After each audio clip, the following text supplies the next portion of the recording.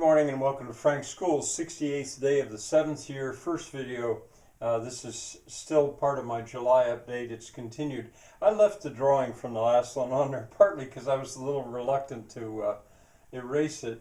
But you know, I thought surely there's more that I had to say, and not really too much. This I added. I have a spot chosen to put a folk hut to serve really as a farrowing hut for pigs, and this area here is a pig yard. I'll have to build it very strong because pigs are so big and strong. But anyway, there's all that is 4 logs laying in a row, ready to take it. And these I have oriented wrong. If I build them, I'll build them in a line. But more or less, it's right.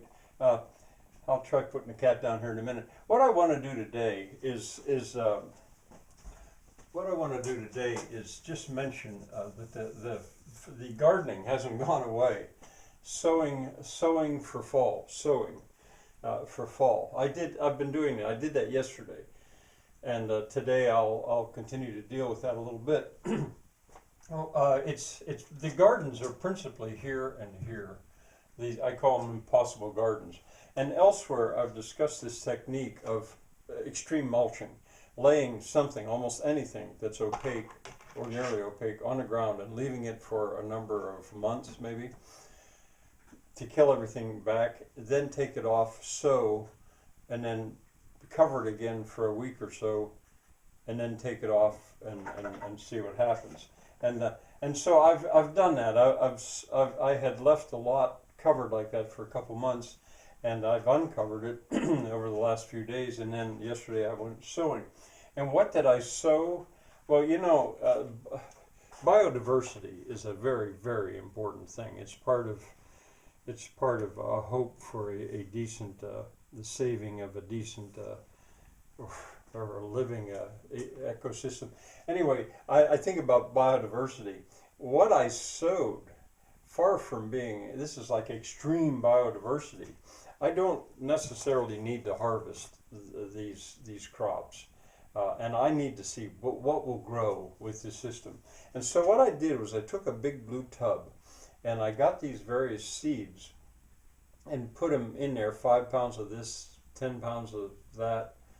I think I had 10 pounds of buckwheat, and the others that I'd gotten. As I say, seed like this is really very cheap. And anyway, I wanted to just see the list. What I had all together, mixed together, that I was sowing was buckwheat, rape. That's also called canola oil, I think, because people don't like that word, rape. Red clover, turnips, tillage radishes. Lawn seed, what you'd buy if you were just wanted to seed your lawn. And in that lawn seed, it's a mixture. There's bluegrass, ryegrass of various, 2 or 3 kinds of ryegrass, fescue, and then aside from the lawn stuff, in addition to that, trefoil. I'd like to say bird's foot trefoil, but I don't know if it's bird's foot anymore. A tiny bit of reed canary grass, which I had. It's quite expensive seed, and anyway, I had it, so I put it in there. And I even put some Epsom salts in that my wife was she said, "What do you want to do with this? It's expired." And I realized, well, actually, it's good for the soil. So all this stuff I had mixed together, and I took a bucket, and I went along sowing it. And there it lays. And I'll probably tomorrow, probably not today, I'll cover it up again to give it a chance to sprout and to figure out where the soil is and where up is, etc. So that's going to go on. All right, that's the one reason I'm doing this video. The other is these various huts. You know, who knows how many I'll be able to actually get the living roof on now. That's going to take a lot of time and a lot of work and a lot of soil and a lot of doing. But it's time to start thinking about it. What can I plant up there? And you know, probably the first one that's going to be done is the one that's being built in town, in the town of Bedford, as I've talked about it, Meadowbrook Terrace. That young man is probably going to finish his roof before I get mine done. But there's 2 of them. The latrine, I have to get it done. Where is it? It's here. I have to get it done. And so what to plant there this time of year? And it occurred to me, really, that top of the roof is going to be like a cold frame, because it's not just going to be soil on a roof. It's going to have a rack above it, a low fence around it with a little rack above it, and various panels that can be put over it. So in effect, the whole thing is going to be like a 320 square foot cold frame. What do I plant in there?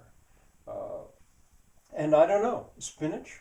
What grows in the winter? You know, of course it's not going to grow as well, but spinach, cabbage, is it possible? Kale, don't know much about kale, but it comes to mind. It would be fun if I could get some kind of flower that would flower in the winter. Marigolds, I know they're early. You know, onions, cat, get out of there. Maybe I'll let the cat close things off. Bye for now.